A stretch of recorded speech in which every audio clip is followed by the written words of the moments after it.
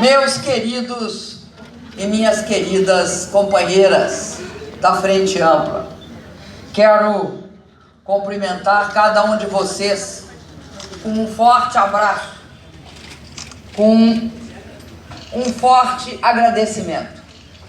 E aí eu vou agradecer em nome de cada um e de cada uma aqui presente ao Javier Miranda, presidente da Frente Ampla.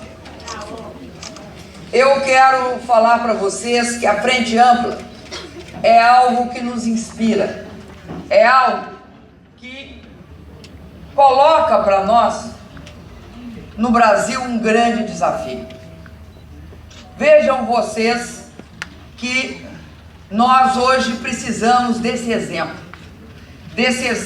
de capacidade de fazer conviver posições diversas, porém irmãs, dentro de um grande agrupamento, e fazê-lo respeitando a diversidade, a diferença e construindo consenso. Eu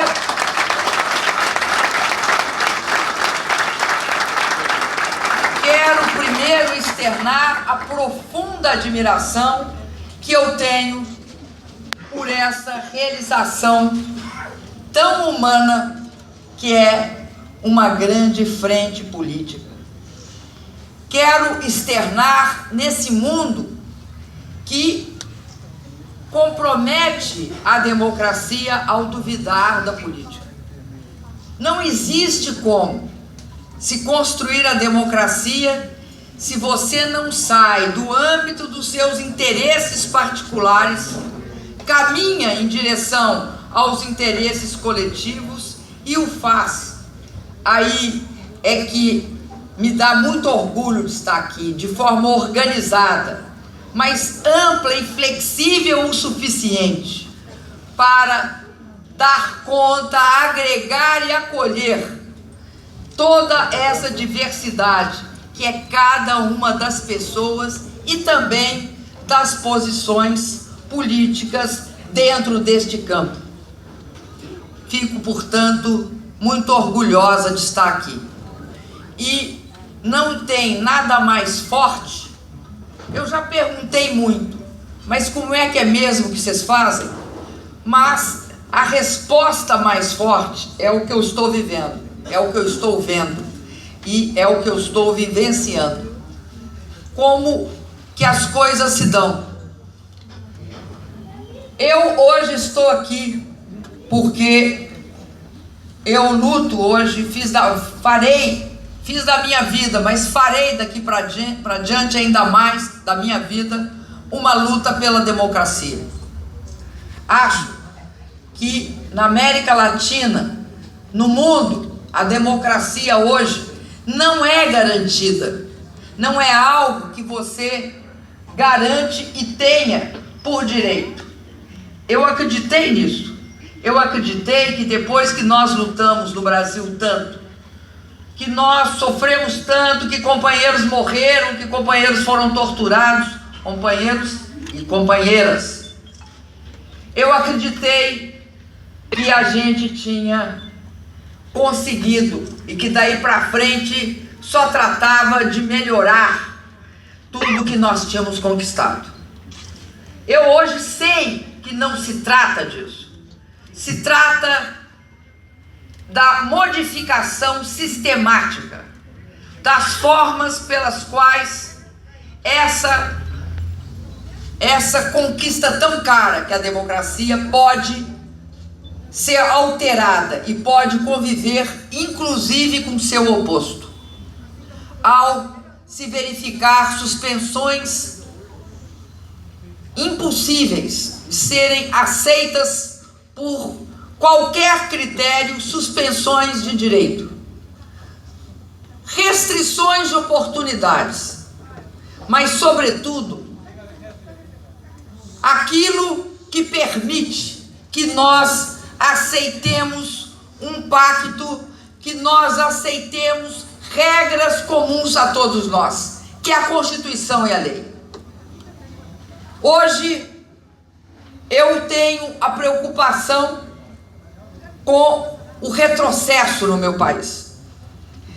E a única luta, o único antídoto, a única arma contra esse retrocesso é a participação dos brasileiros e das brasileiras, é a luta pelos direitos e ampliação dos espaços democráticos. Nesse processo que me trouxe até esse momento, um processo extremamente doloroso, mas que ao mesmo tempo nós temos de olhar e ler com objetividade, que consistiu num golpe parlamentar do tipo que agora está sendo adotado no nosso continente, no qual um presidente que não é do agrado das suas elites pode ser deposto pelo parlamento e ter o beneplácito ainda de segmentos do judiciário. Esse processo é um processo que não é compatível com o regime presidencialista, porque eu recebi 54 milhões e meio de votos num processo absolutamente irregular. É claro que depois de 4 eleições, os derrotados não aceitaram a derrota e iniciaram um processo de criação das piores condições possíveis para o país, sem levar em conta que seria um ataque à sua própria população, sem levar em conta que num processo desses, a partir de um determinado momento, você perde o controle e fica muito difícil reverter as condições econômicas que você constrói. E esse processo resultou no meu afastamento da presidência da República. E resultou do afastamento da presidência da República, eu acredito, por 2 principais motivos. O primeiro motivo, tratava-se, como eles mesmos disseram, eu estou citando literalmente, de estancar a sangria das investigações de corrupção que iam chegar a eles. Isso não foi nós que dissemos, isso foi gravado de uma forma não autorizada entre um ex-senador do PMDB e outro senador atual do PMDB. A segunda razão, que eu acho que é a mais relevante, é que diante da crise tratava-se de fazer uma rota de reajuste e ajuste da economia que significaria aquilo que nós jamais faríamos, mas que eles queriam fazer e estão fazendo a todo custo, que é julgar o ônus desse ajuste única e exclusivamente nas costas da população brasileira, não só da população mais pobre, mas da população assalariada e daquela população de classe média que foi criada nos nossos governos. Vai colocar o ônus em cima deles. Aliás, eu estava dizendo hoje que tinha um símbolo que passeava nas ruas de São Paulo, na Avenida Paulista, e parava em frente da Federação das Indústrias de São Paulo, que era um pato. Um pato que foi clonado de um pato holandês. Era um pato grande, amarelo, e cujo símbolo e significado era o seguinte: nós, empresários, não queremos pagar o pato. Pagar o pato, na verdade, era pagar qualquer preço para a crise que o país vivia. Por que não queriam pagar nenhum pato? Vamos dizer assim. Porque eu acho que uma questão que foi difundida no mundo pelo neoliberalismo era que a estrutura tributária tinha de ser a mais desigual possível. Quem é que paga imposto? Paga imposto assalariado, paga imposto classe média, paga imposto profissional liberal. Quem não paga imposto?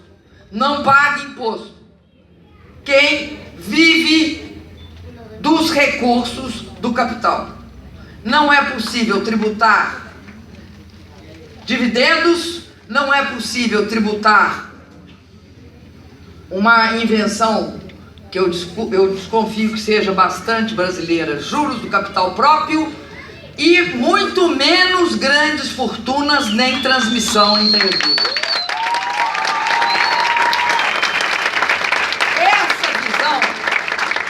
Essa visão explica uma parte do crescimento da desigualdade nos Estados Unidos.